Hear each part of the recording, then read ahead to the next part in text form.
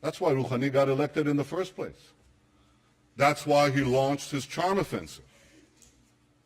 He definitely wants to get the sanctions lifted. I guarantee you that. But he doesn't want to give up Iran's nuclear weapons program in return. Now, here's a strategy to achieve this. First, smile a lot. Smiling never hurts.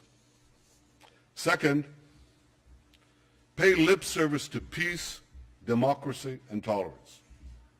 Third, offer meaningless concessions in exchange for lifting sanctions. And fourth, and the most important, ensure that Iran retains sufficient nuclear material and sufficient nuclear infrastructure to race to the bomb at a time that it chooses to do so. You know why Rouhani thinks he can get away with this? I mean, this is a ruse. It's a ploy. Why does Rouhani think he can get away with it? Because he's gotten away with it before. Because his strategy of talking a lot and doing little has worked for him in the past. He even brags about this. Here's what he said in his 2011 book about his time as Iran's chief nuclear negotiator. And I quote, "While we were talking to the Europeans in Tehran, we were installing equipment in Isfahan." Now, for those of you who don't know, the Isfahan facility is an indispensable part of Iran's nuclear weapons program. That's where uranium ore called yellow cake is converted into an enrichable form.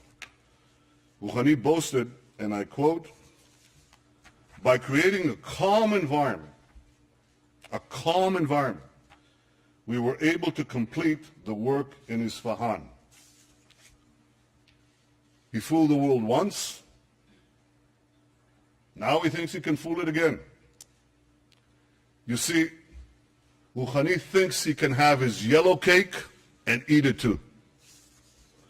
Yet, as dangerous as a nuclear-armed North Korea is, it pales in comparison to the danger of a nuclear-armed Iran. A nuclear-armed Iran would have a chokehold on the world's main energy supplies.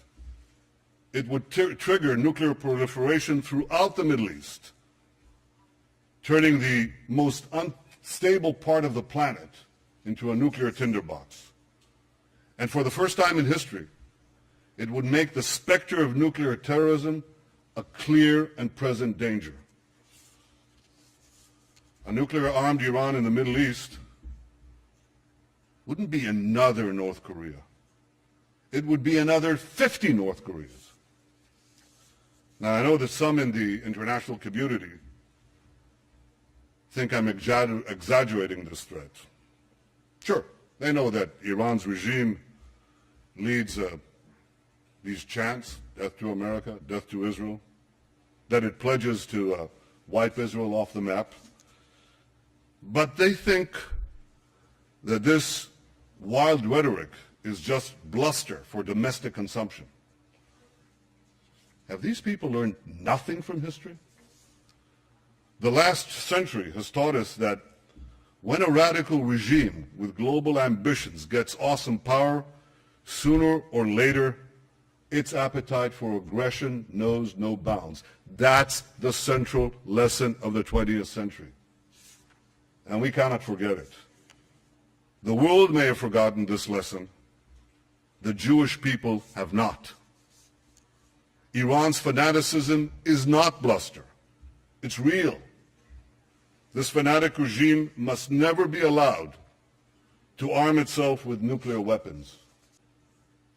Well, the only diplomatic solution that would work is one that fully dismantles Iran's nuclear weapons program and prevents it from having one in the future. President Obama rightly said that Iran's conciliatory words must be matched by transparent verifiable, and meaningful action. And to be meaningful, a diplomatic solution would require Iran to do four things. First, cease all uranium enrichment. This is called for by several Security Council resolutions. Second, remove from Iran's territory the stockpiles of enriched uranium. Third, dismantle the infrastructure for a nuclear breakout capability, including the underground facility at Qom and the advanced centrifuges in Natanz. And four, stop all work at the heavy water reactor in Iraq aimed at the production of plutonium. These steps would put an end to Iran's nuclear weapons program and eliminate its breakout capability. There are those who would readily agree to leave Iran with a residual capability to enrich uranium. I advise them to pay close attention to what Rouhani said in a speech to Iran's Supreme Cultural Revolutionary Council. This was published in 2005. I quote, here's what he said. A country that could enrich uranium to about 3.5% will also have the capability to enrich it to about 90%.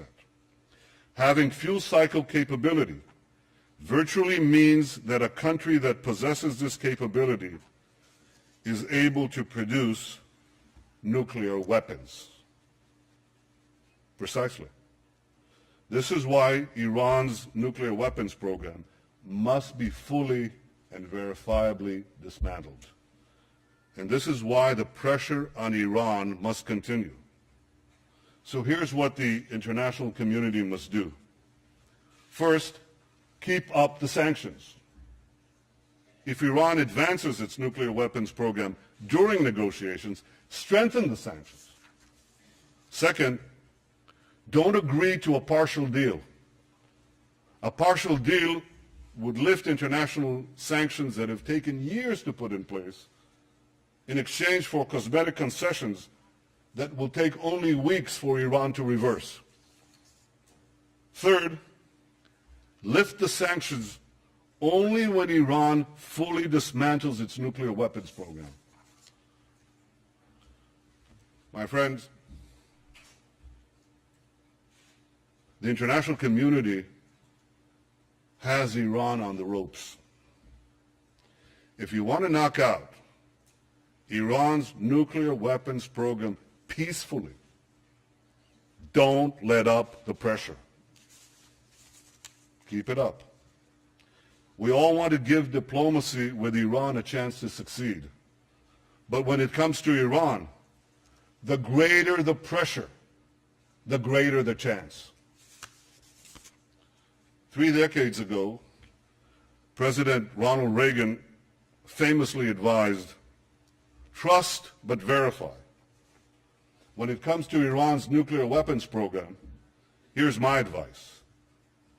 Distrust, dismantle, and verify. Ladies and gentlemen, Israel will never acquiesce to nuclear arms in the hands of a rogue regime that repeatedly promises to wipe us off the map. Against such a threat, Israel will have no choice but to defend itself. I want there to be no confusion on this point. Israel will not allow Iran to get nuclear weapons. If Israel is forced to stand alone, Israel will stand alone. Yet in standing alone, Israel will know that we will be defending many, many others. The dangers of a nuclear-armed Iran and the emergence of other threats in our region have led many of our Arab neighbors to recognize, finally recognize, that Israel is not their enemy. And this affords us the opportunity to overcome historic animosities and build new relationships, new friendships, new hopes. Israel welcomes engagement with the wider Arab world. We hope that our common interests and common challenges will help us forge a more peaceful future.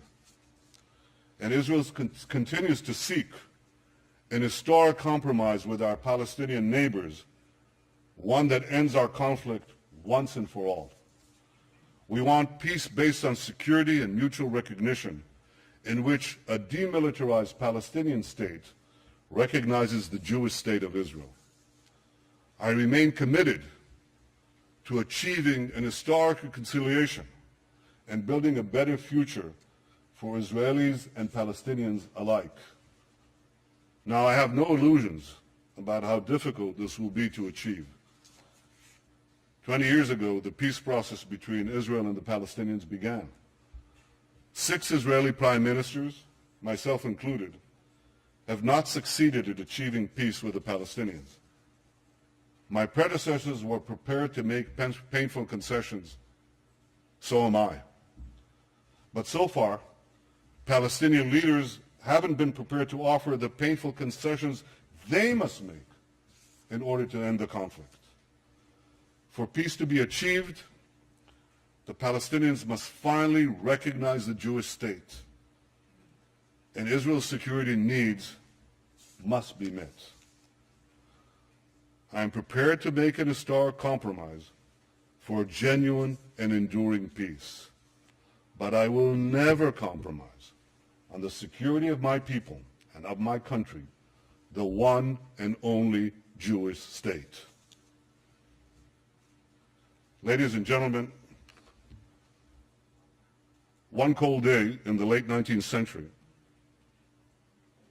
my grandfather, Nathan, and his younger brother, Judah, were standing in a railway station in the heart of Europe.